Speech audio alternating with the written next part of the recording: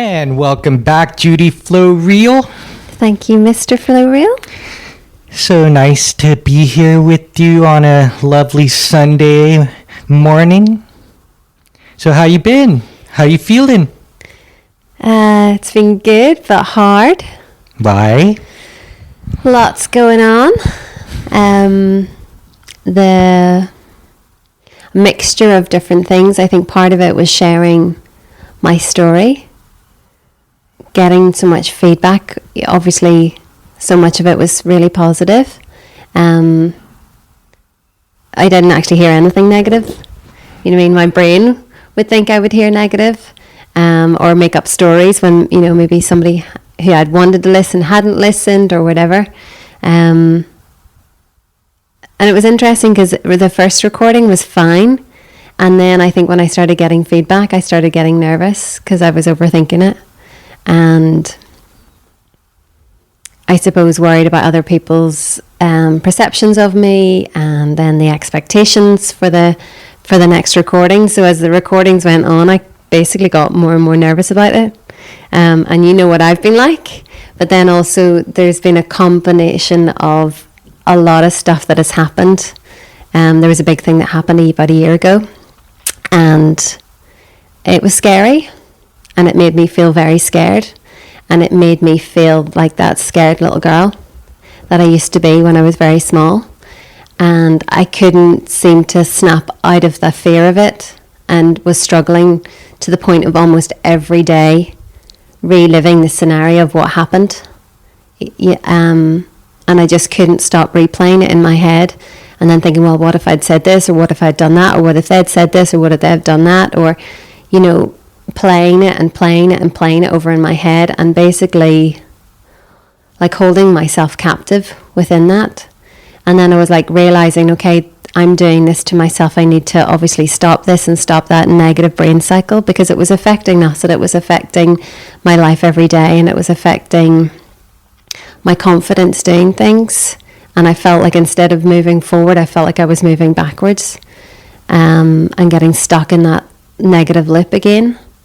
And then eventually came to the point where it was like, this is bigger than me. I don't know how to fix it, because I wanted to go back and sit with myself and go through what had happened, you know, that time when it was really scary, and, you know, be able to help my younger self go through it. And I felt like I couldn't do it, like it would be too much for me. And I felt like I would just get lost, like pulled down into that big sea and go under the water and wouldn't be able to come up for breath. And like logically in my head, I knew that wasn't the case, but mentally I couldn't make that leap and that change. So eventually reached out to AA and asked him for his help. And that was scary. I mean, and then I'm worrying about, what does he think of me? And, you know, does he think less of me for not being able to fix this by myself or whatever? And it's not the case. So much of these stories that I've said to myself for years, the constant negative back chat has been a continued struggle. And I don't know if I'd said, I think I had said before that I realised when I was working at Hangry's that my addiction was worrying. And that's been my constant. And I don't want it to be mine anymore, and I don't want to own that anymore, and I don't want that to be my story anymore. But it's almost like whenever I get like a big thing out of the way that I've been worrying about, I replace it with something else. And often I make up 99.9% of the content of it. It might be one thing that's got a little bit of a truth in it, and then I blow it up into something that is actually not.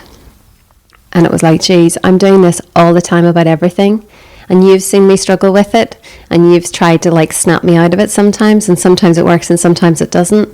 And with this one, I couldn't snap out of it. I couldn't like break it.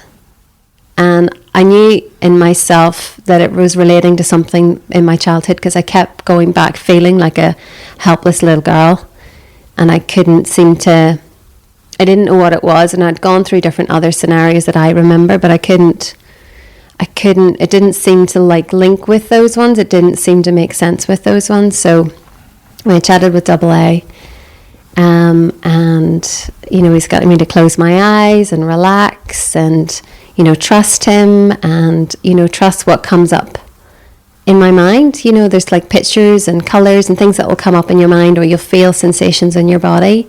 And it's just being able to feel like totally calm to listen to those and what they were. And for me, instantly, I could feel pain.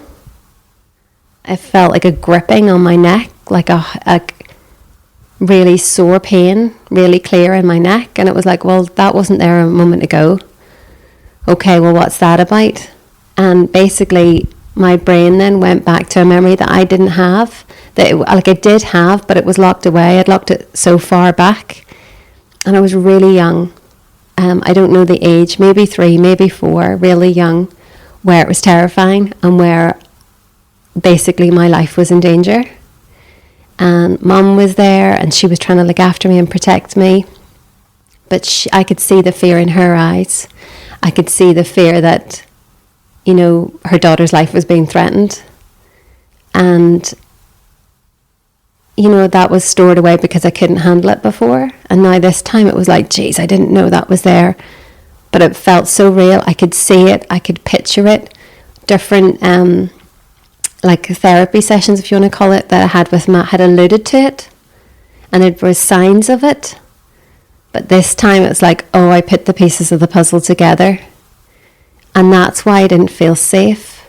And that's been massive, because I'd thought before that my reason of trying to please everybody, my reason to try and please my dad, my reason to try and keep things, happy in the home, I thought it was because I felt like I could influence my dad. I felt like, he'd said that I was his favourite, I made him happy. I felt like, oh, that's why I've done what I've done in my life, to try and, keep people happy, try and keep the peace, try and make it a safe place. But actually it was before then. And before then my life was being threatened. And I was scared and I thought I was going to be killed. So that's what led to everything else. I was surviving. And I was doing the best that I could to survive. So actually I was constantly trying to keep myself safe. I wasn't trying to just please everybody. The motivation was to keep myself safe. So when about a year ago, when I didn't feel safe and I really felt scared, and basically hearing words of, somebody threatening my life, I couldn't let go of it, and I didn't know why. And now I know why. Because I felt that so long ago and I locked it all away. And it was real and it was true, and that's why I felt stuck.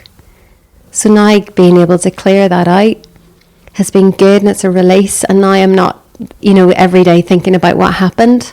About a year ago, I'm not going over that scenario again. That's gone. I can see it for what it really was. And yes, somebody can mouth out and say whatever, but they didn't mean it. That wasn't their intentions, you know what I mean? Whenever you're not in your right mind or you're intoxicated or whatever, you can say a whole lot of stuff that isn't the reality, because you're not in the same moment, and that's okay. And now I can weigh it up and go, oh right, okay, that wasn't about me. It was directed at me, but it wasn't about me. So that's lovely to be able to go, oh right, okay. And know I can frame that and know that I don't need to live in fear every day. So that was a massive shift. But also it meant that my understanding of my childhood and my understanding of what I've gone through in my life, the foundation changed. That whole, oh, that's why I did this, that's why I've done that, that's how I've acted, it shifted and it recontextualized it all. And that's been quite an emotional roller coaster to go through that, because I really felt like I was grieving. And that's only really been the last week that we've kind of cracked this. You've been so much help. But literally I was grieving, because to realise that you felt that scared and that was your reality when you were so small and you were unable to do anything about it. And those around you who want to protect you couldn't do anything about it as well. That's scary. And then the next day, I'm sitting in the bedroom, I'm writing in my journal. I've got back to writing in the journal again. Because I was writing a bit in my journal, but it was more like a diary of like things that happened. It wasn't letting myself flow, letting the thoughts in my head flow onto the paper and be a journal and be something that was helpful and like a meditation type thing. I'd got into the facts about it and I wasn't able to like really just be open on the paper. The fear of somebody else reading it or whatever, and it wouldn't really matter to anybody else anyway, but I wasn't even allowing myself to be free in that moment to write in my book. So anyway, I was thinking, right, I'm going to write in the book, and just as I've started, this little bird flew into the window, hit the window. We've got trees outside the bedroom window, and it was quite a young one, and it hit the window, and I was like, oh! So I like ran over to the window and looked down, and it was lying at the bottom because we're on the second floor, and it's clearly had injured it and probably broke its neck. So I said to you, we ran downstairs, checked it out, picked it up. It was still warm. It was definitely dead, definitely broken its neck. And apart from obviously being really sad, it made me realise that if I had died, because that injury was on my neck, if I had died, it would have been quick. It would have been instant. And that wee birdie was so peaceful. And death doesn't have to be something really scary. I think a lot of us are afraid of dying or afraid what happens, but actually the wee birdie was so peaceful. It was gone and it looked so beautiful, and it was sad that it was gone. But it was so peaceful, and I thought, oh, there's a real peace. You're not in torment anymore. You're not going through all that suffering anymore. It just stops. You're at peace. Your body's at peace. Your soul goes off wherever it goes to.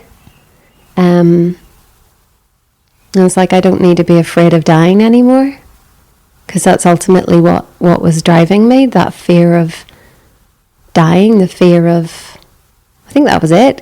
I've suffered long. I've had many pains in my body for years.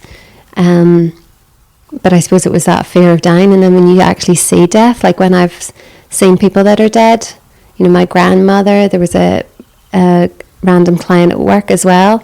I've seen people that are dead, they look so peaceful. It's calm, it's a real kind of special atmosphere. And it's nothing to be scared of. And it was like a good reminder for me to go, I don't need to be scared anymore.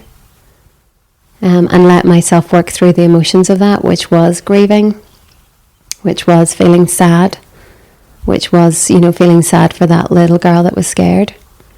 So I've been through a lot in the last few weeks.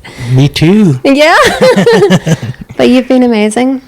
I do my best. Definitely frustrating at times. But I think for me was realizing the gravity of your situation. We've known each other for 3.5 years today. And, I know your story. I've heard it many times. But I didn't realize that, suffering, pain is relative.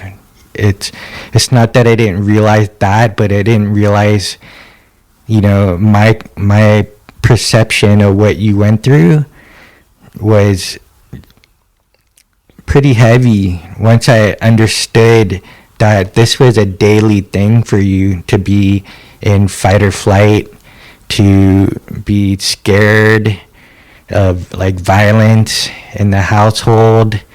And for me growing up, I've had like versions of that, more like verbal, very little physical. I would say like spankings or something, just because I was a little like twerp, of a little boy, just normal, just talking back or doing something like that was dangerous. But that time, basically the last week or so, maybe a little bit more than that, but during this period, I finally understood that this is something that's deeper for you, that trauma. And so I started to have a little more empathy and compassion for you, a little more patience. Honestly, it has been frustrating, but like that's why we're together. We made a commitment to be together through thick and thin, better, worse. And so it is like normal. I mean, for people in everyday life to be going through stuff, right? I think maybe on the outside, people only think that we're like happy-go-lucky, and most of the time we are, but we have to remember that all of us are carrying skeletons and inner demons, and despite the mask that you see in the public eye, we're maybe dealing with something. So it can be like a silent pain that a lot of people are covering up in many ways, right? And you have your forms of distractions, and have to like sort of annoyingly like remind you. Sometimes I realize like I'm a little bit too much, where I'm like almost acting as a parent, and but that's just around like safety, right? Like that to me, it's very important. I don't really care what kind of stuff had gone on in the past. If I see a knife teetering on a ledge on the countertop, or a pair of scissors, or a glass jar, or anything that can be dangerous to you physically, I'm gonna speak up. And I have to like nag you sometimes, right? Because I don't care. Like, I'm here first and foremost to make sure you're safe, to protect you physically, like safety first, right? And you just go like mad sometimes, like, just leave me alone, come on, right? Stop nagging me. Yeah, because in a moment you are maybe possessed by some like grief and confusion because of what had been going on, and maybe obviously that something triggered it. We're learning to recontextualize, to reframe these triggers into anchors, not something to escape from, not something to distract you from, but to actually go in deeper, right? So to be able to just go direct to what that is, even though you may not know what it is. And what I wanted to say is, for me, that's how I've worked it through, was through some form of meditation or alone time, or like moving my body, going out in nature. I'm processing all of this internal stuff. So I hadn't really relied on another person to help outside of me, whether it's a therapist, whether it's a coach. I've certainly had like wonderful friends, I call them earth angels, that listen to me. And then as I've been talking out loud, I was like, wow, I'm looping, right? Because I just kept repeating the same story. And thank God my friends were patient with me, because they're like, wow, Tony's just looping again, saying the same sad story. And at a certain point, I was like, when I've heard other people repeat their same sad story, I was like, wow, that's me. I was, in a way, a burden.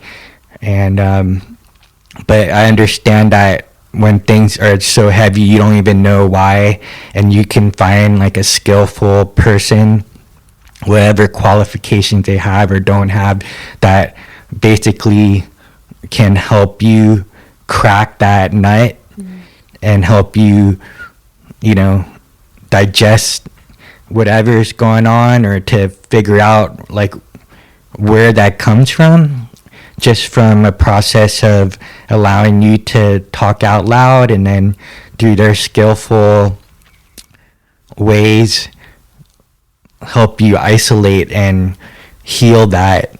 So grateful for like Double A for having that ability to just get to the point, right? And not to take away from all the other therapies, they all have their place. But we've been fortunate. In my case too, he's helped me tremendously with my past things with growing up fatherless. Like my father just abandoned us, and it wasn't until later in life that I reconnected with him. But I didn't realize that those childhood memories or not having my father around really impacted me as an adult. And so being grateful for like AA to help resolve that and to integrate it, so I feel more whole than I've ever have.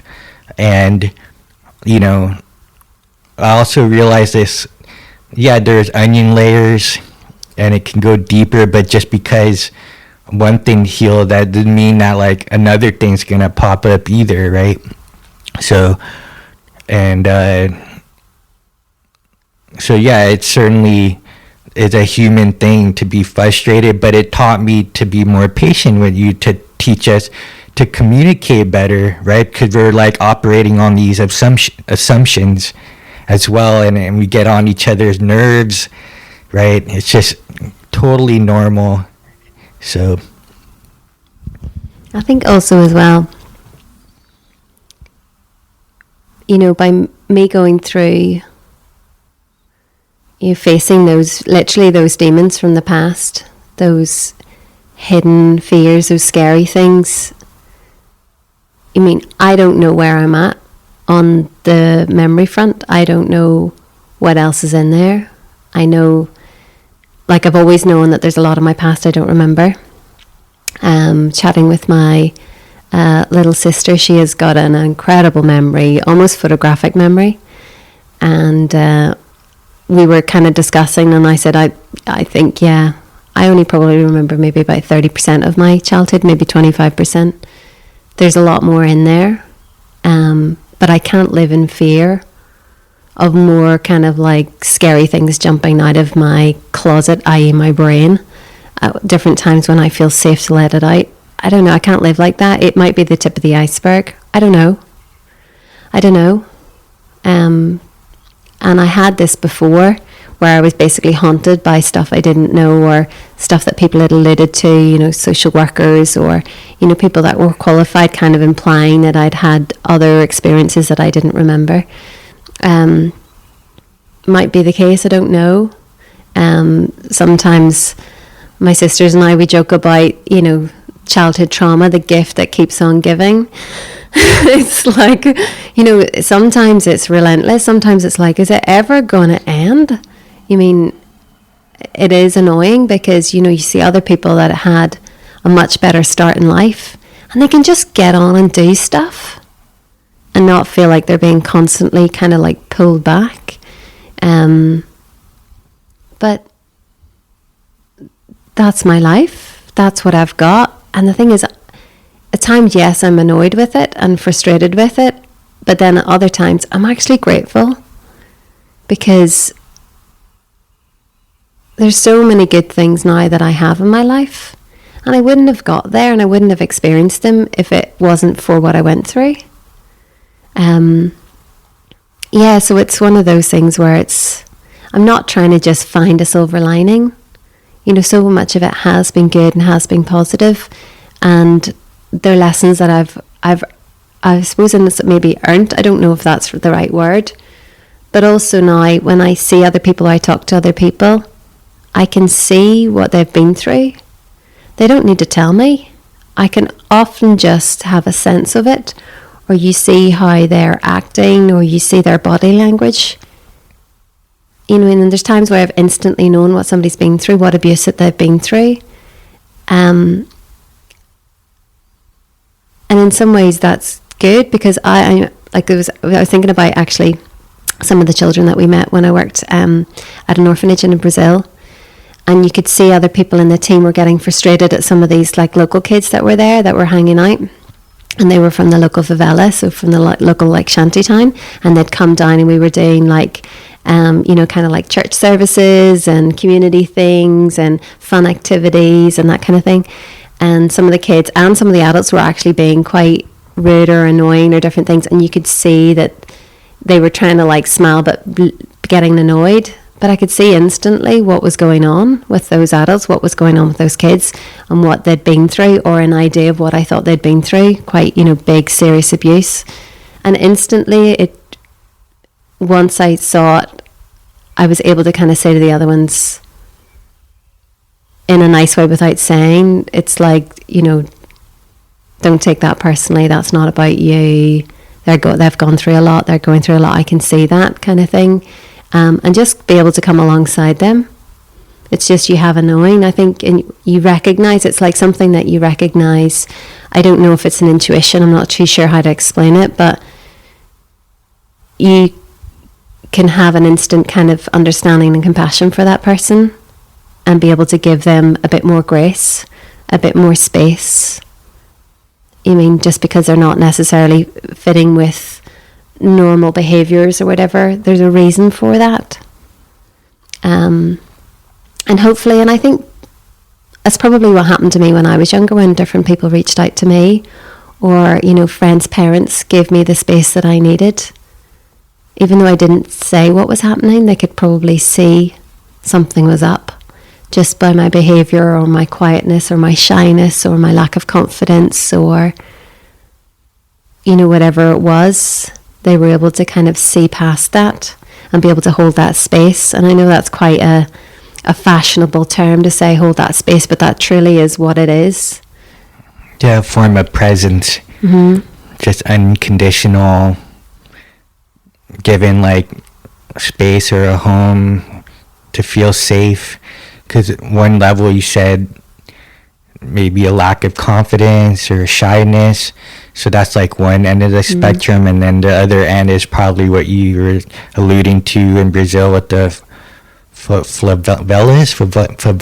Yeah, for the favelas, like the shanty town. Like kind of the ghettos of Brazil, and where they could be acting up in probably a like overly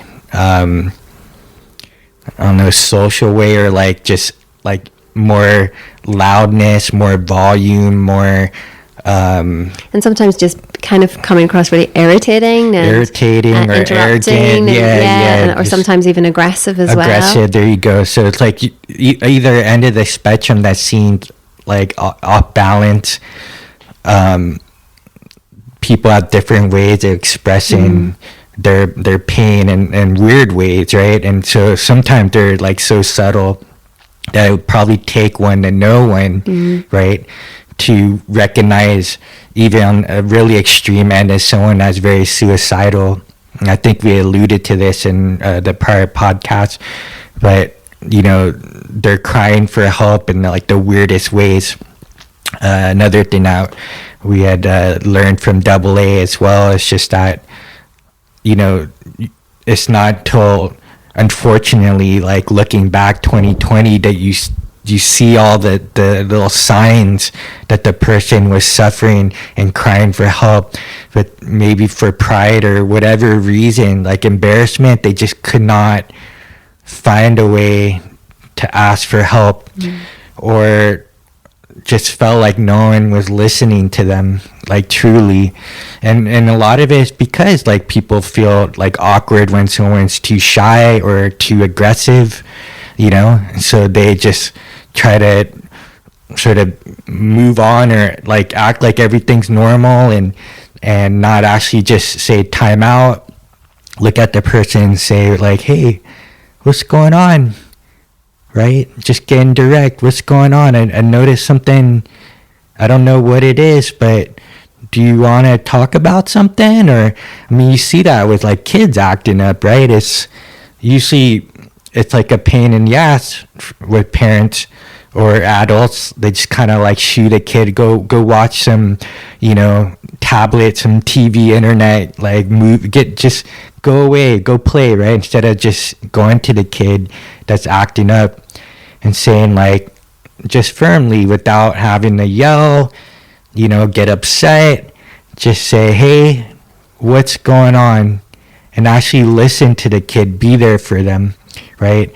And we see this with like a lot of the punk kids in the neighborhood, right? They're reaching adolescence, they're rebelling, but they're just rebelling like across the board with everybody, not having any discernment for people that may actually like care about like who they are and their lives, and they probably just feel like no one cares other than their little like gang of friends, and that's where a lot of the troubles happen. I mean, I've had those same kind of situations as a young kid, and mainly because you're looking for excitement and novelty, but you know, I'm not proud of some of the sort of destructive things I've done and actually got away with, right? So, but my point is that people are complicated, and we have to like step out of our own shoes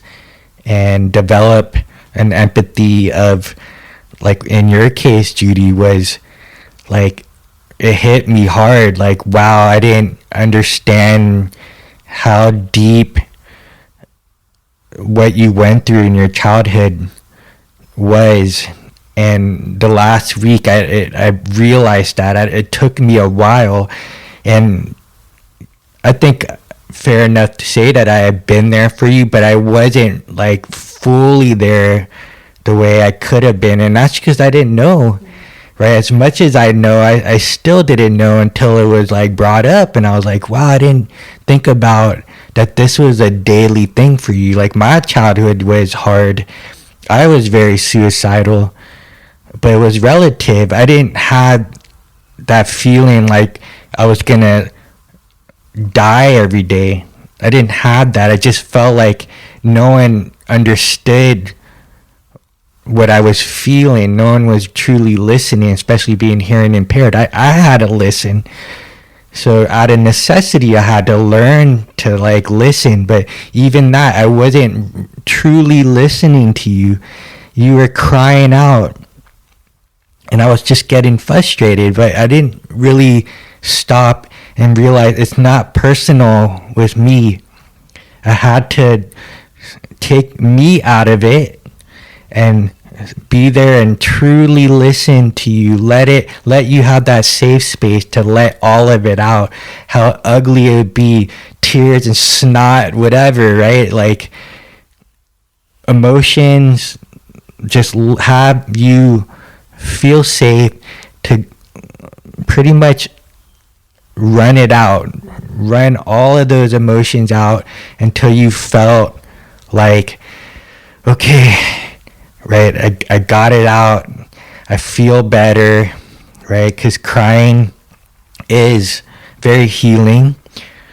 And then also like having some healthy boundaries where I'm like, I'm not going to enable you either to keep being a victim, to keep getting some sort of attention in a like weird way, because it's like, oh, if I just played the victim role and like cry all the time, I'm gonna get attention.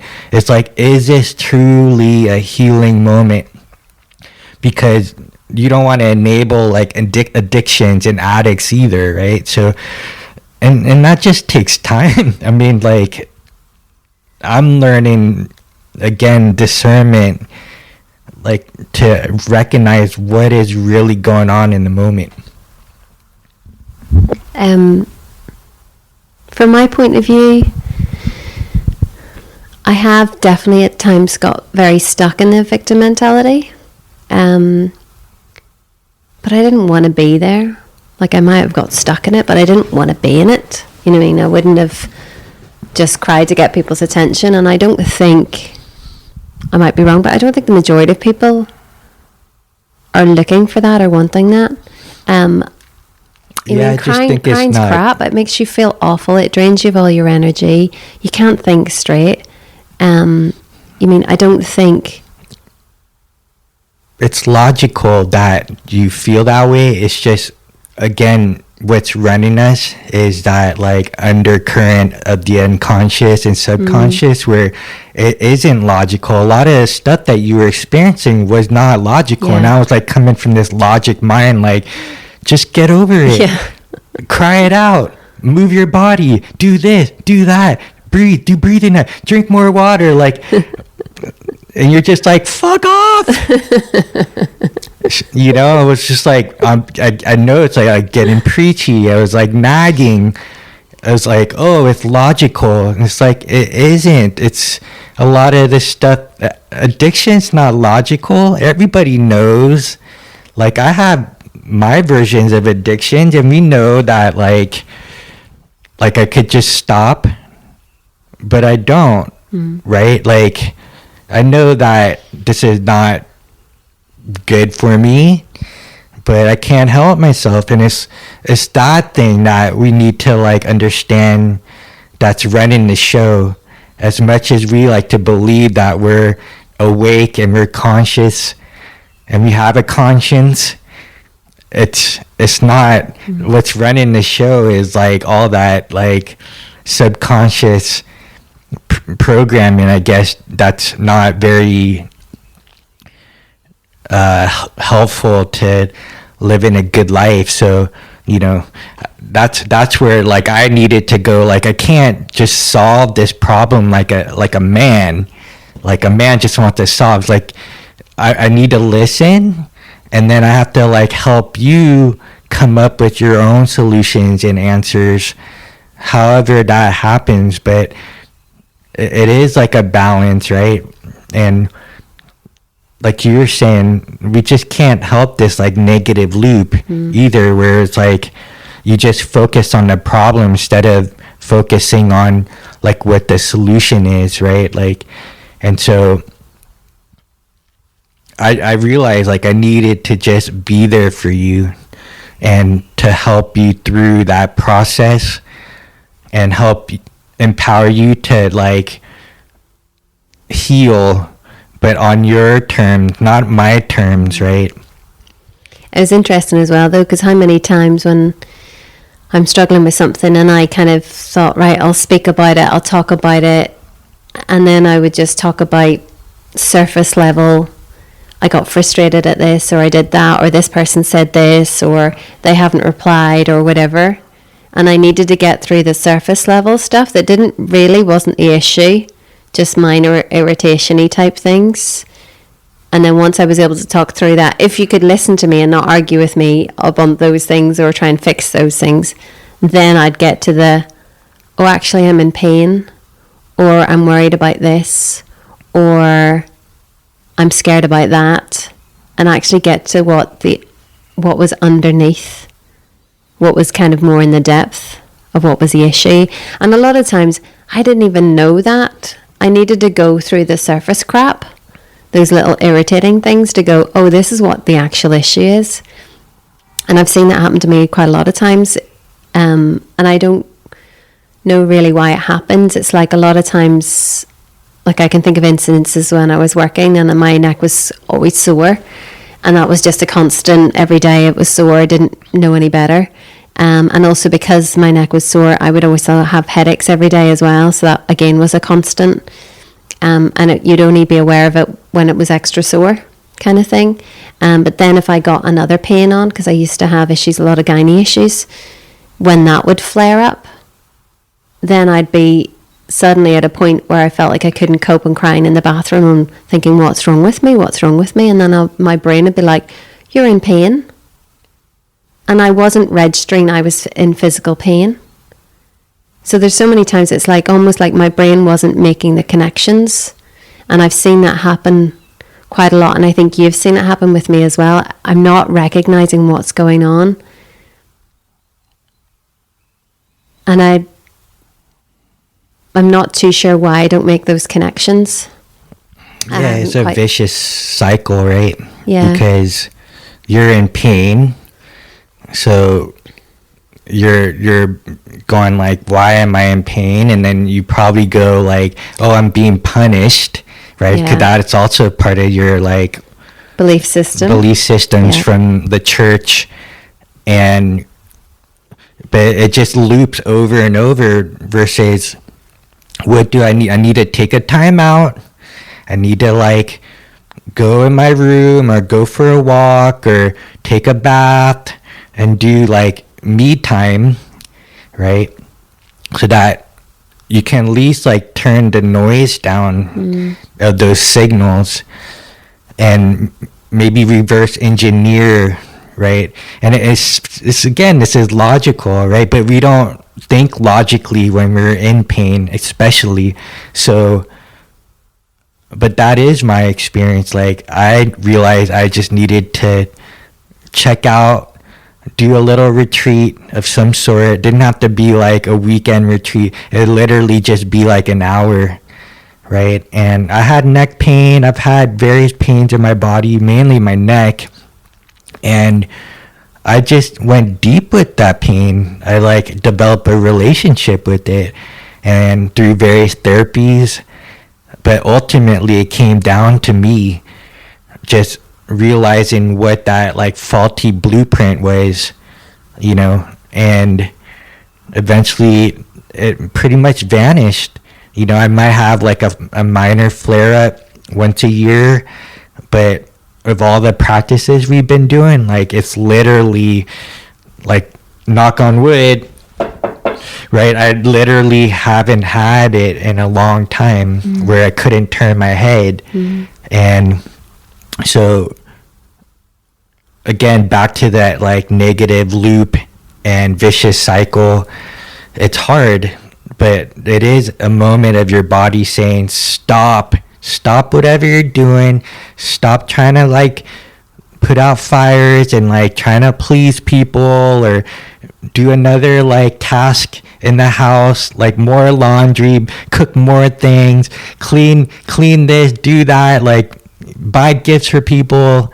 You know, it's literally just stop, assess the situation like an emergency situation, and try to get some sort of clarity in that moment that you can hold on to, some grounding, some base where you're not just being tumbled in a tumble dryer and just, you know, body slammed, whatnot. So that's what I did, and I just kept repeating that to the point where I literally could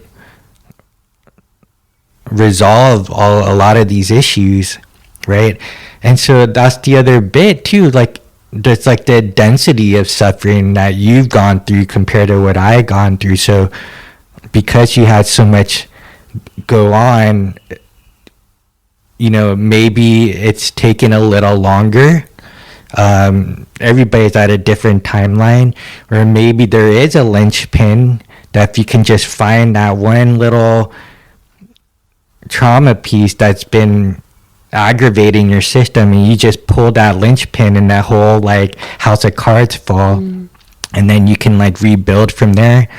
Who knows? But I just realized that I have to be more patient, because I have to realize I went through my version of what you went through. It may have not taken me as long or whatever the time. It doesn't matter the time. The point is, are you there for that person, right? And whatever it took, we made a commitment. I have to make sure you're good. At the same time, I have to make sure I'm good. I have to spend time and take care of me. So I do that by like working out, right? I do that by riding my bike, going out in nature, hanging out with the guys. And so I just have to make sure I'm also whole, right? Otherwise, we're just going to start, you know, trying to energy vampire each other, right? Totally. I was thinking, why would I get myself into those, why can't I figure things out? Why can't I figure out, you know, before when I was in pain or worrying about stuff or whatever? And I think it was basically because I was surviving on fight or flight. Your brain doesn't work properly when you're living in fight or flight. It doesn't work properly when you're constantly in anxious mode, worry mode. And it's only when I kind of like am able to dip out of that and be able to be calm, that I can make the sense and logic out of it.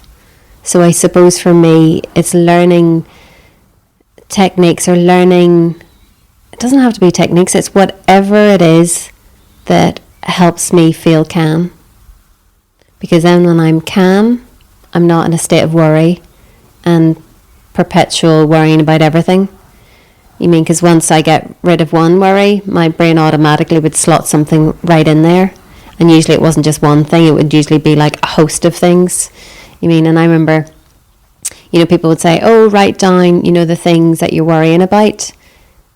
And I literally would be like, but that would take me like a week. And they're like, why would it take you so long? And I'm like, because I'm constantly worried about every interaction I've ever had where I felt like I didn't say the right thing or I didn't do the right thing. And I'd constantly rehash almost every interaction that I'd ever had where I would beat myself up about things that I felt like I let that person down because I wasn't present, or I didn't see that they were having an issue, or I was so concerned about myself, and I was basically weighing myself up being, I need to be saint-like in every conversation, I need to be saint-like in every interaction, I need to be saint-like every day at work, I need to be, and it was like never having the, it's good enough for now, I'm doing my best. I was having this, you know, you have to be perfect level, and constantly criticizing myself with that. And it's being able to drop that down and go, well, what's actually realistic? Thank you. What's realistic? There's still a lot of figuring out really going on with me, but I think it's good. It's been good. You've been helping a lot of people through this process, and podcast the same thing, right? I had been doing this for quite a bit of time, and in the early stages, I was literally so worried about what other people were going to think, or I could have said this or that when I would listen to the playback. And over time, I just realized, like, I didn't know at the time, but it is good enough for now, and that it truly is authentic, and nothing's ever perfect, right? And to be able to just be with whatever it is and just see it as the opportunity to improve next time. So it's like a form of feedback. I like podcasts because it helps me grow and mature and hopefully become a better communicator and become more conscientious of what I say, how I say it, and also just letting my hair down. Not today, but this is me, and being okay with that, actually being like, so I love myself, you know, not in a conceited way, but this is the expression of this guy named Tony, right? And podcasting's been great. The feedback overall from people has been great because they're like, oh man, I thought I was the only one going through this, or it's so nice to hear that your story, because I realized a bunch of things that may have been under the surface, but now that you brought it up, it's brought it up to the surface, and it's like, wow, that's been like ruling my life in a negative way, right? So yeah, I mean, you were going through that. I felt like after every podcast, you're like, oh God, I don't want you to publish that, or I don't want that to be put out there, or people are gonna take it wrong, and it had been the opposite. Like you rewatch that and you go, yeah. You go, oh my God, that is so good. And I'm like, yeah, what? It's like, what? We have this like skewed perception of what we think happened. And then you rewatch it and you go, that's amazing. Like, that's a great point. So all this internal voices in our head is just corrupting our reality, right? And so and then you publish it, and the amount of people that reach out and go, thank you so much for talking about that, or I didn't realize that you went through all that, and just so happy that you're able to like heal from it and talk about it publicly, and it makes me have a deeper love or more like a respect and the courage to put your dirty laundry out there, right? And so it's been very empowering. That's why I love this. I love growing and learning and maturing, and it's just not a clean process. It's very ugly sometimes, but that's what gives it that like character. I think that's the beauty of art, in whatever form it takes, is the ability to express it on even the dark levels and the shadows and the uglies. But also some people find like comedy and relief out of that, because you're open and honest. It was interesting because we went for a walk before the podcast, and I was like, why are we doing this? Why are we talking about this? And it's like, actually, it's not for anybody else. If it helps anybody else, that's indirect, and that's amazing, and that's a complete blessing. But ultimately, it's being able to speak my truth, being able to be open, real, honest, genuine, and speak my truth for me. And if that helps other people, then that's the bonus. And to see it as a bonus, because before, so many times I didn't do things for myself because I was constantly trying to serve other people and trying to help myself feel better that way, because I'd help this person or I'd encourage that person or whatever it was, and there was like that ulterior motive. But actually I can't affect anybody, I can't control anybody, I can't ultimately do anything for anybody else. If they get a benefit from it or they receive something from it, that's great, but I can't make anybody do anything. You mean the control lies with me? How do I think? How do I feel? How do I process something?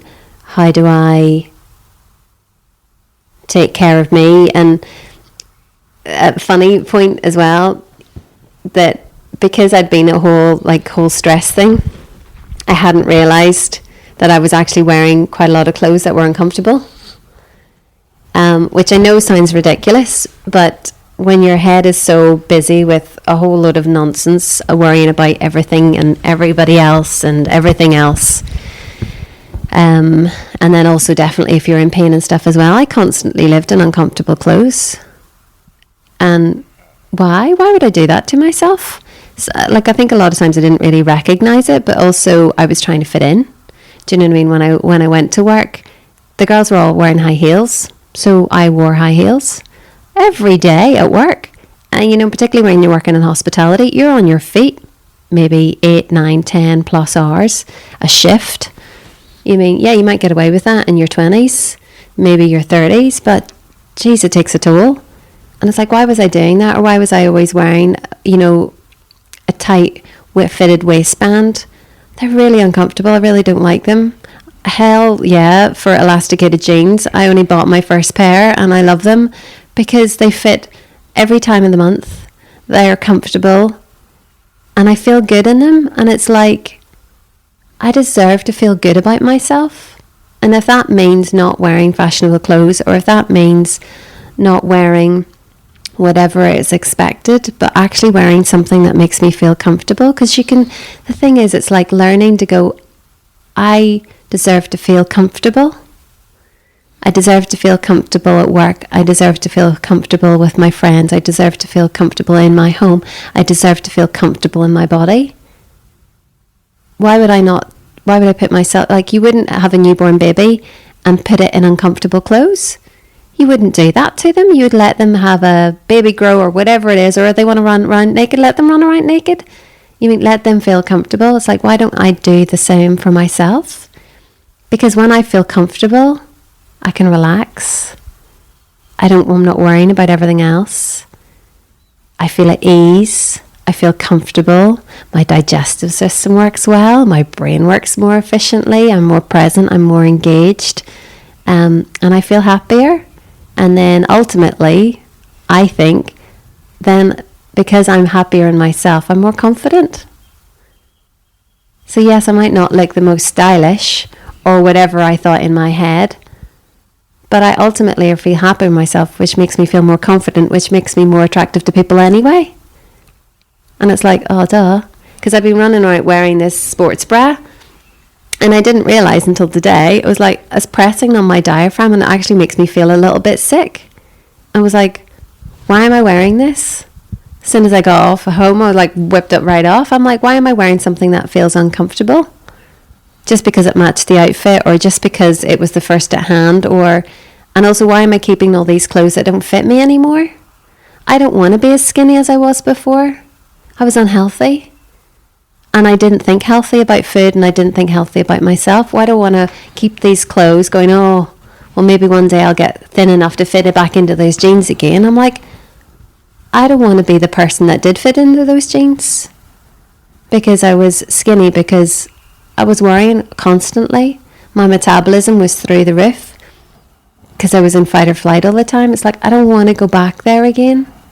So why am I punishing myself looking at these jeans every day in my wardrobe going, I can't fit in those because, you put weight on.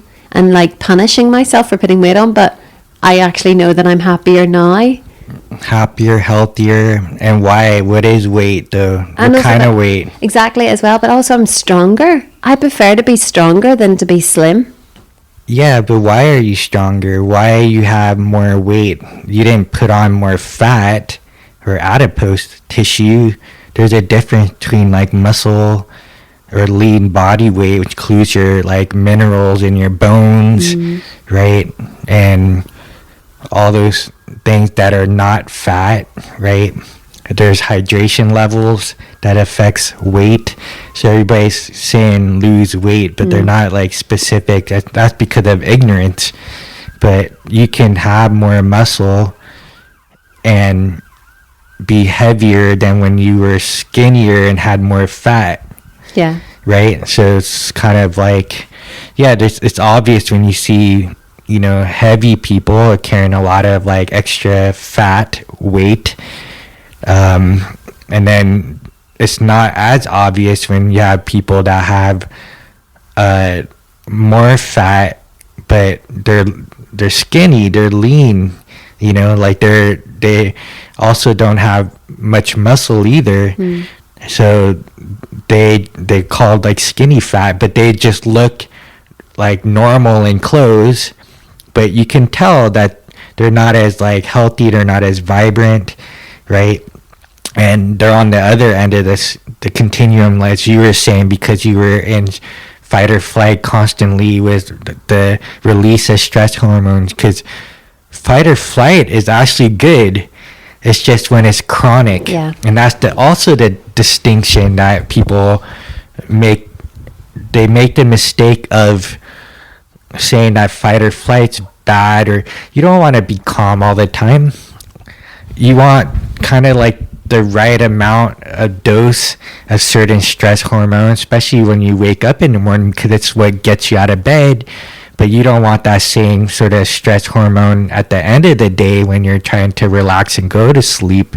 So it's just through education, learning when you want the stress hormones to be used to your advantage, and when are they at a disadvantage because they're being released at the wrong time of the day. It's like you don't want melatonin to be released early in the day, then you're just going to be tired and you want to sleep all day. You want that later in the day, right? But you also don't want too much melatonin. So it's just the art of life is trying to figure out ourselves.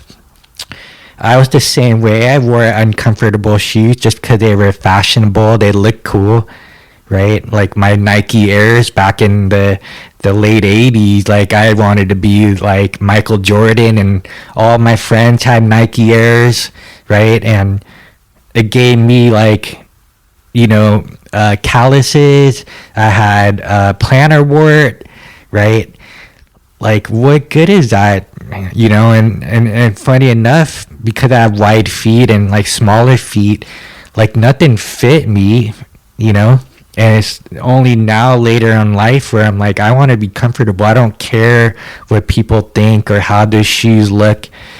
It's just this weird thing. I don't know why it took that long for us to realize that, like you're speaking your truth, I'm speaking my truth.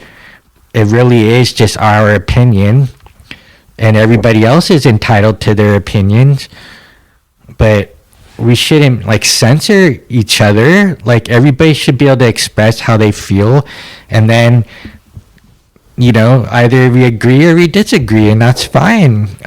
But it seemed like we were ruled, at least in my case, I'm sure yours too, that like we cared about what other people thought about us, sort of our PR. We were worried about like how like our marketing and our brand was like, and so we were constantly trying to like create this image about who we are.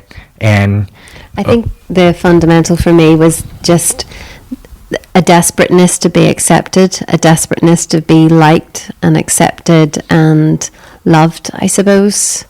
That was, I think, my driving to fit in and to look cool or fashionable or be accepted. And, I would look a certain, like I never had like a, this is Judith's style. Because I would change if I was going for a family function. I would change if I was going out with these friends. I would change if I was going to church. I would change if I was...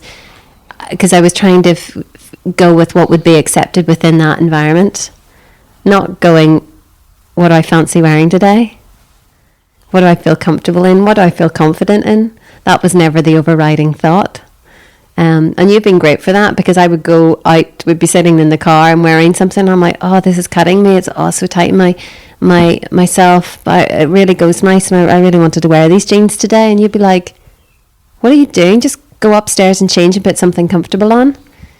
And you'd be happy that I did it, and I'd be like, oh, I'm just wearing my leggings again. And you're like, yeah, but do you feel comfortable? And I'm like, yeah. And he's like, great. And that's lovely, because you weren't like, oh, Judith, what are you wearing? You've never said that to me, ever.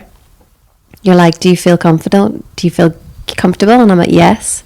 And that's lovely, because actually you've allowed me to develop that and go, actually, I can just wear what feels comfortable. You don't care what I wear.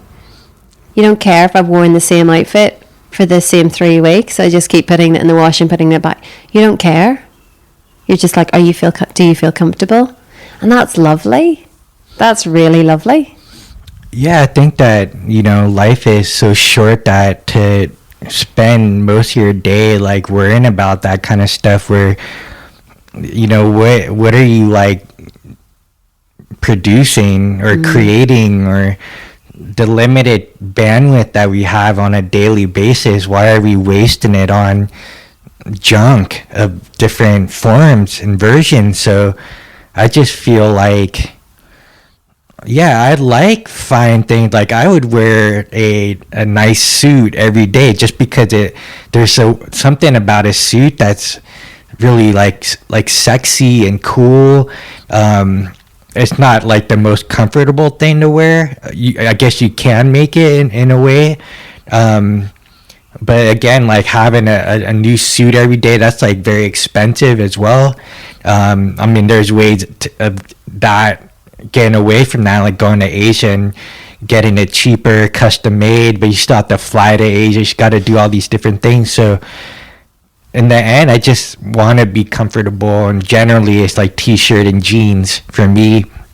And I want to spend my money on things that give me like a value or a return, where like the case of this equipment, right? It's given me such an amazing return. It's enabled me on multiple levels to learn and grow, and that's where I want to invest like time and money. I don't really care.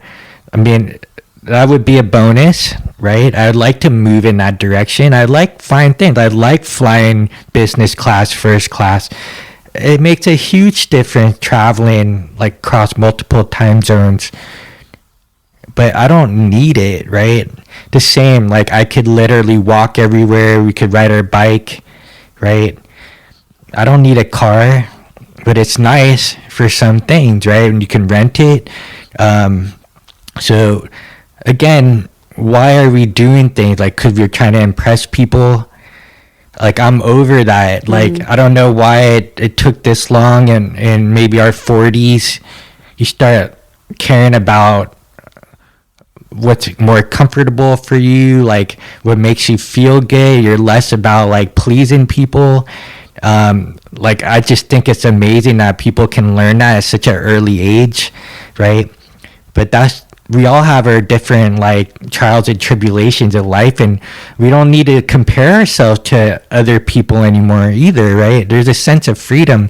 I'm just comparing me from a day ago, me from 5 years ago, me from like 40 years ago, and I like that trajectory. And if I'm gonna continue to live, I don't need to worry about like how many views I'm gonna get on a video, like how many people are listening. As long as I'm like doing this and I love it, then all that stuff is a bonus. Like I like to help people, but first and foremost, I just want to like do the art. It makes me feel good to be able to just express myself, to be able to share this. And that's in a way like autotelic, meaning the act itself is the reward. It's not the outcome. The outcome is great. If people, lots of people listen to this, and I can help a lot more people, and that's great. But in the past, I would not have done it because I was like, oh, who's gonna listen? Or what if I say the wrong thing? Or what if, right, like it grows too big and I can't handle it? Or like there's all these weird things that go in our head that stop us from actually living and doing what we want. So to cut to the chase, I realize, sort of like the 4 agreements, like one of them is like not to take things personal, right? It's not personal. So if someone's acting a certain way to you, or if you do something and they give you negative feedback that's not constructive, well, it's probably because they're insecure, and that's fine. Like you don't have to make it some drama thing or make it some big story like, oh, they're my enemy and they're attacking me. It's just, we're just so weird as like human beings, right? And so we just like eliminate that noise, turn it down, and then it's like what as Double A would say, he would just cut to the chase instead of doing this long drawn out therapy session about like what traumas you went through in your childhood, which has its role, and the professionals have that domain, but he literally reverse engineers like, okay, all that stuff had happened, we're here now, what does Tony want? What does Tony want? Not what like I want, not what other people want. It's like, what do you want? And that's so hard because we've been taught to not think that way. We taught that that's selfish. And it's still hard when I sit there and go, what exactly do I want right now? And I'm like, it's like if you have all the freedom in the world, all the money in the world, all the time in the world, all the resources, what do you want to do with your life? What do you want? And I literally was like frozen, like a deer in headlights, like, I don't know. Like, holy shit. Like, so we're all concerned that we don't have enough, or we don't have the right contacts, the right amount of money.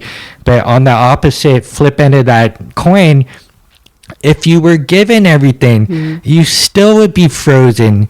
So if you're going to pick one or the other, just cut to the chase. What do you want? And figure that out, and then start moving in that direction. And have that as the goal. Yeah, like a vision, or like that's a direction, your compass point, right? Yeah. Like because you know how many times have we like accomplished a goal or you know made a goal that we thought that's what we wanted, and then once we accomplished it we go like it didn't bring any more happiness. You're like, oh, I just need to like raise the bar. And on one level, like, yeah, raising the bar it can actually like kill you. So we had like Matthew Gillespie on last week, and if they keep raising the bar as like extreme, you know, action sports athletes, like every time you go another level, there's gonna be like high risk but dire consequences.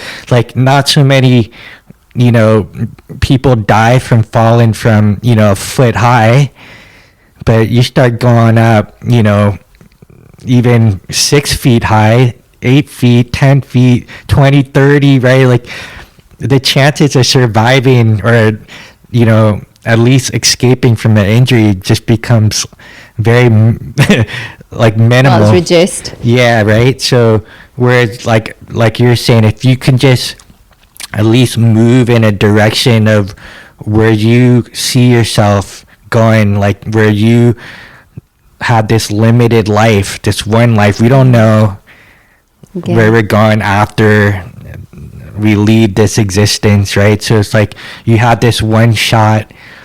Are you gonna spend it with figuring out like, oh, I'm gonna wear this fashionable clothes that's uncomfortable, or I want to please people, or like I'm gonna do this, you know, whatever you want. Like that's the thing, and everybody's entitled to it. Like I don't need to demonize other people for how they want to live life. Like if it interferes with me because they're insecure or they want to like control me, then I put up my healthy boundaries. I don't need to get mad at them, just say stop. That's your life, that's how you think. I respect your opinion, but I disagree with you, and like actually develop a spine, right? And still remain focused on like what you want. And we constantly have to remind each other of that.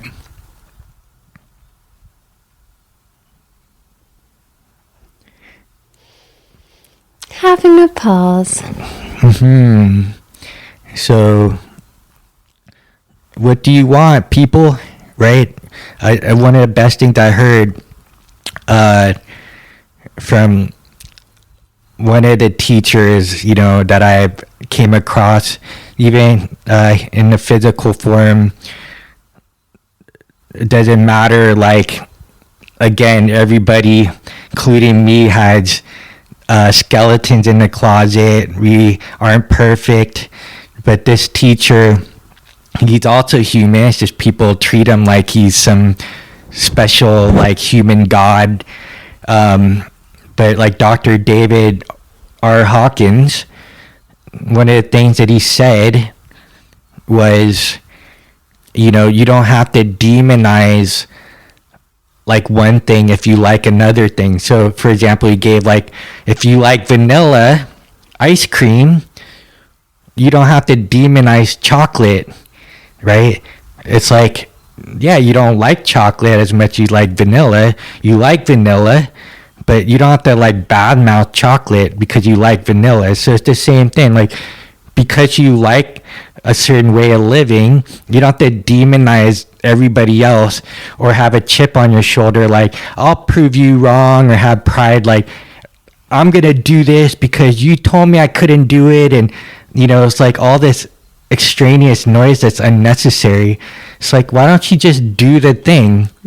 And that's it, end of story. I also like, because I think, was it him that said it, or you? I can't remember who said it. I don't know if you had said it as well. It was like, you know, like we'd prefer to eat organic and buy from local and have, you know, we've really kind of narrowed down for us like what's helping our health and what's helping our benefit. But like, A, we're not dogmatic about it, but also B, we're not like, you need to do this, you need to do that. It's like, we do it because we like to do it, you know, because there's times where I've kind of been a little bit like slated for or attacked, going, oh, she always has to have this or always has to have that or whatever. And it's like, I'm not preaching that my diet's better than your diet, or my way of living is better than your way of living. I find that helps me.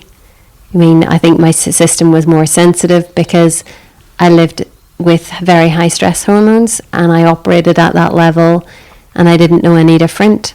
So yes, I was more likely to get sick. I was more likely to get infections. I was more likely to not be able to shake those, to have a reduced immune system, get hay fever, get allergies, all these other things, because I lived in that constant stress environment. So I needed more help. I needed to, be a bit more extreme on my diet and be a bit more extreme on...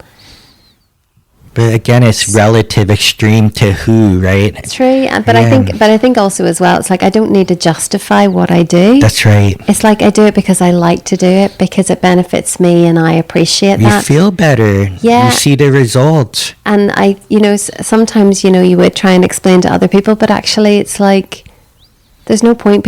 Everybody will make their own decision, make their own choice. We're all totally unique. And I love your book, the biochemistry, the individuality book.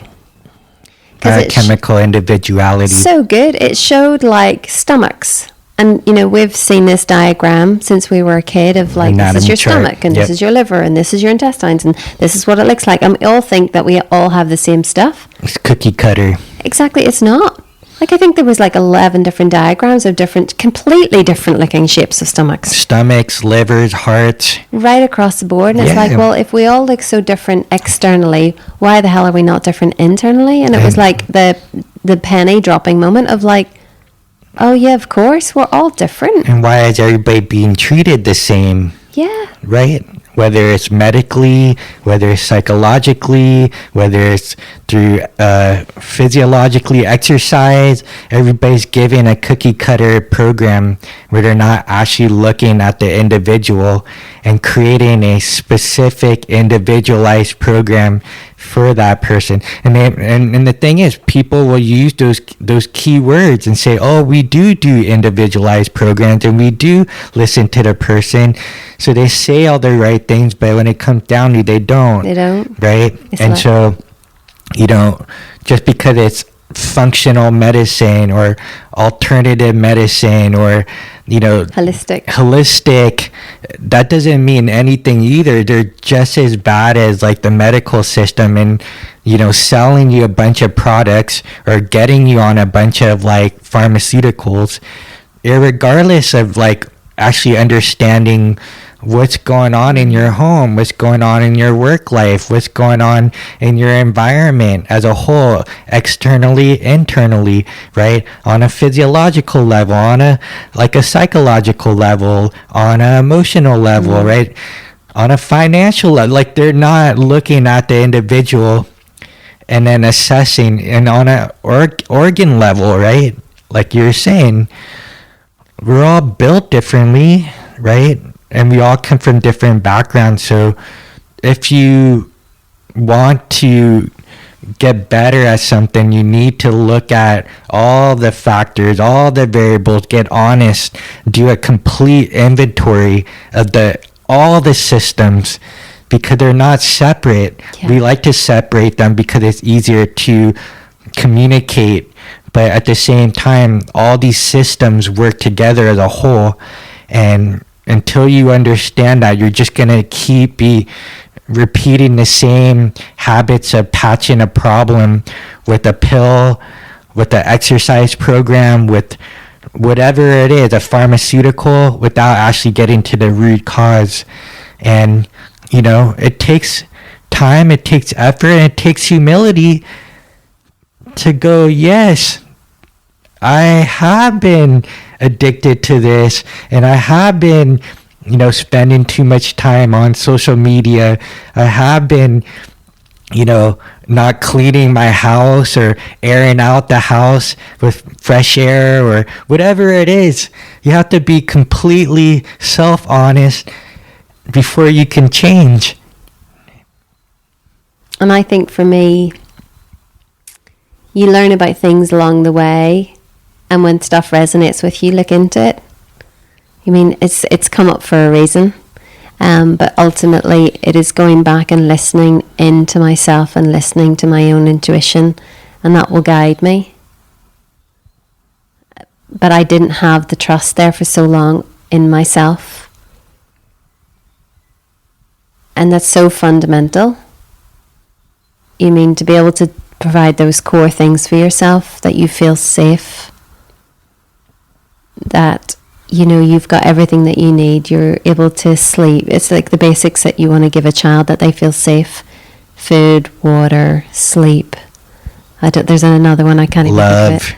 Yeah, love. Those things, get those kind of basics in there, and that if you haven't had it and you realize you haven't had it, you've got the strength to do it for yourself.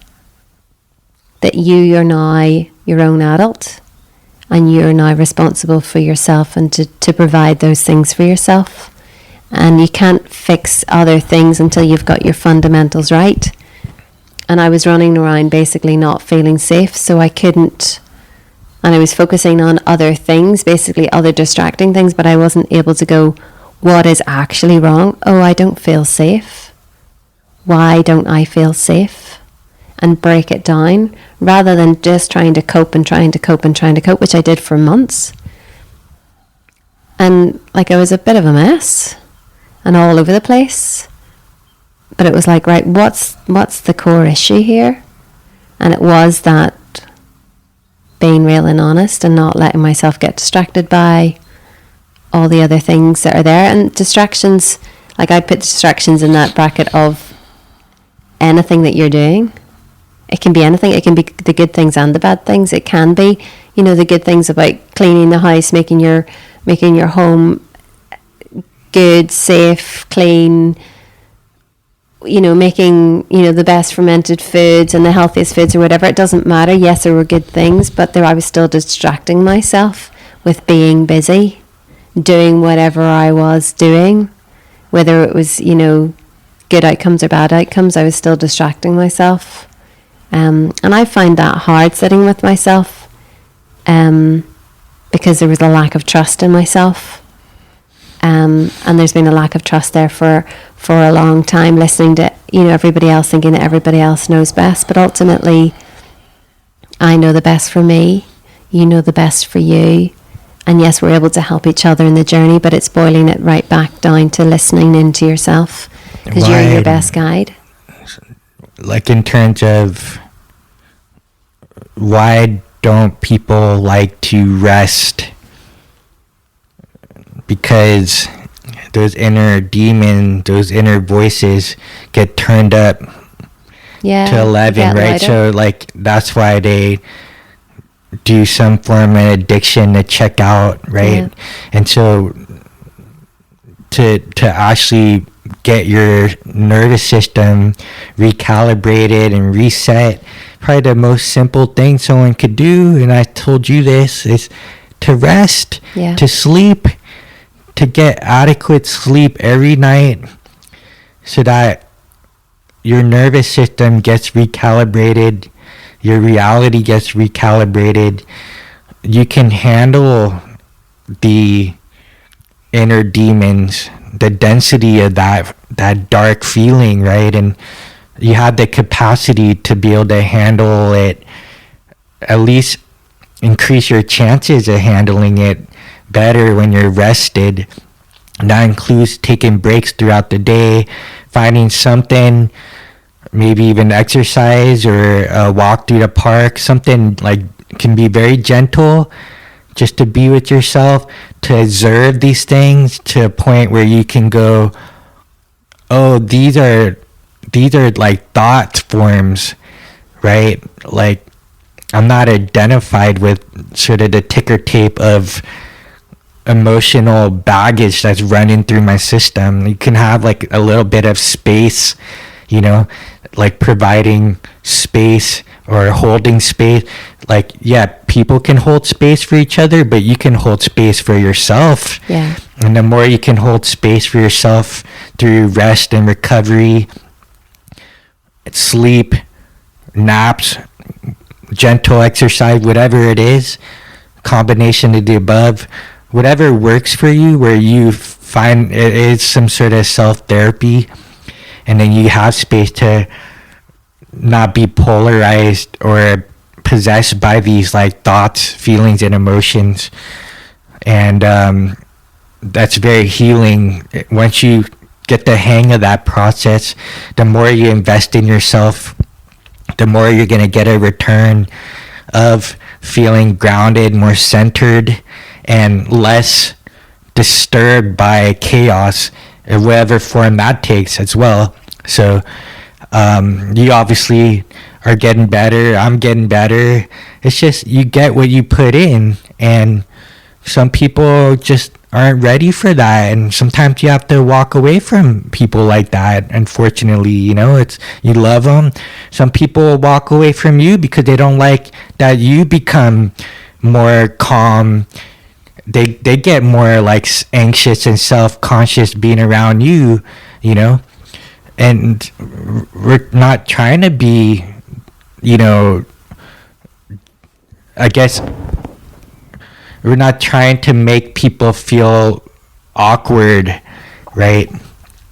Certainly people do that. Like, I've been around like raw foodies, and they're like very dogmatic, very preachy.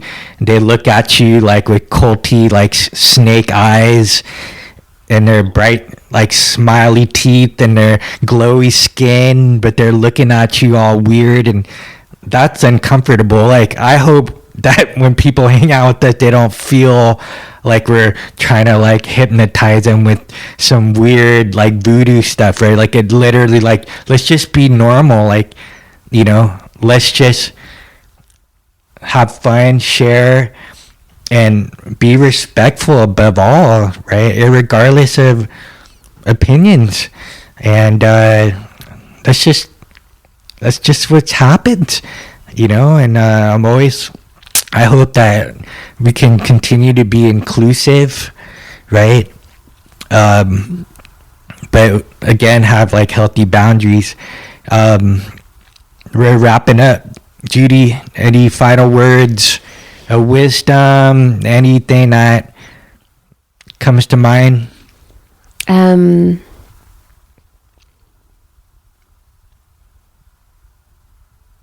Lots of things come to mind, so I'm trying to think of like the most specific thing. I'm very grateful for so many people that have helped me in my life. There's ones that I've named, there's others that I haven't named, but there's been so many in there, and there's a lot of gratitude towards them. There's a lot of gratitude for you and for what I've learnt since we've been together. But it really has been amazing, and to know that I deserve that's been a big thing. I mean, the times when we've talked in the podcast, the time that I got upset was because I was talking about when I reached out and, my foster parents helped me. And I got upset because it was in that mindset of I didn't deserve it. But I did deserve it. Do you know what I mean? That was the times that I've got upset, and I've been through awful stuff.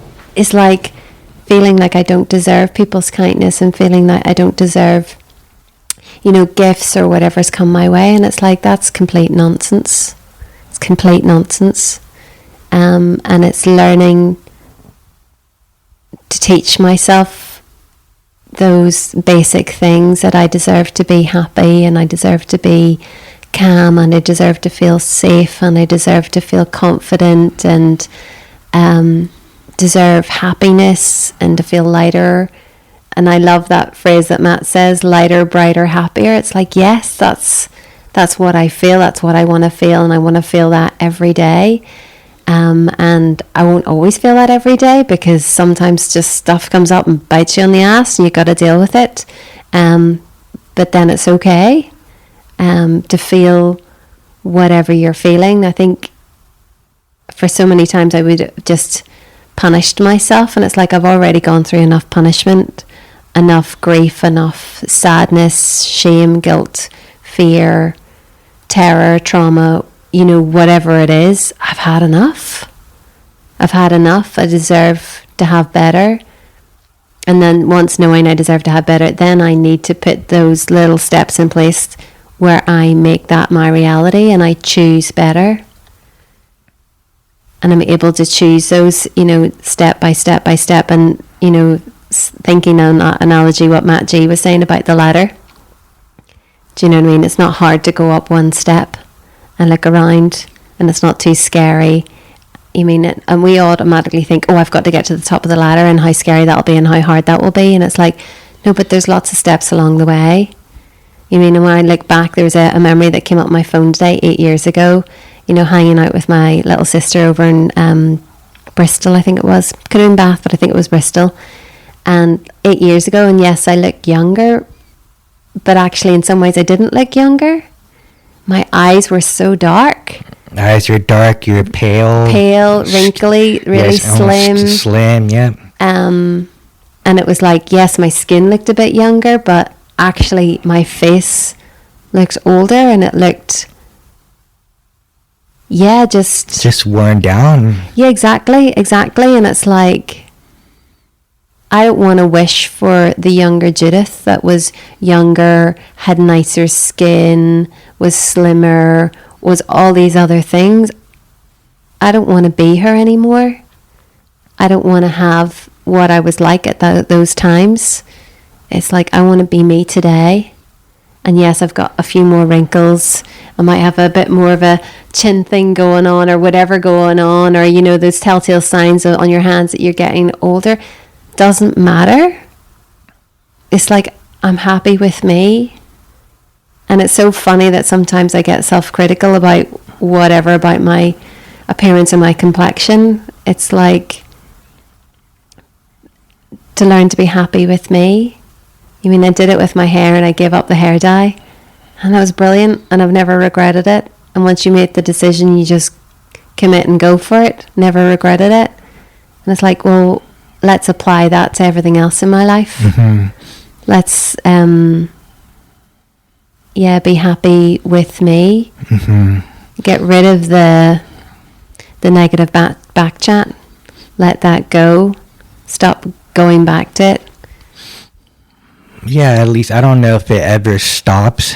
Like, some of the mystics and sages talk about it stopping, or I'm not sure. Kind of have to take their word for it, but at the very least, we don't need to be identified with it. We can observe it. We can be more objective around it versus subjective. But I think there's, to me, the beauty of the subjectivity and objectivity of life, to have a balance, because you can go extreme on other ends with, those two domains of subjectivity and objectivity. Like, science is supposed to be all objectivity, and feelings is all subjectivity, right? And so to have that sort of balance of those two worlds, and not be solely identified with one or the other, to have kind of a convergence of the two, and a balance and a harmony, I believe, I think is nice. So to have voices of doubt, and I think that's what's being human, and part of being having your own hero journey or heroine journey, right? It's, you're just able to witness it without being possessed by it, less and less and less, and it's just a process, and some days are better than others, and hopefully you know yourself well enough, you have enough humility to just say hey, did I move the needle? Did I move that grain of sand? Did I take that one step up the ladder? And that's good enough for now. That's, you don't have to jump from level 1 to level 100, right? And I think if every day we just make a small improvement, and we live long enough, you will become a master and very skillful on this life level. So whatever you choose to do in life, and all the noise and distraction just fall away, because you choose to focus on again, what do you want? And then to not take things personally, not that you're not you're indifferent to other people and their feelings, but obviously you want to still listen, because there might be some wisdom or nugget and something that's constructive and critical feedback. But at the same time, don't let other people's insecurities stop you from living your life, the one life that you know you're living right now. The rest is just speculation. So thank you to our lovely audience and our fans for all your support. Absolutely. And our sponsor. At, Thunder Park Action Sports, Urban Sports. We're so grateful for Matthew Gillespie. He was our last guest, the last episode. Check that out.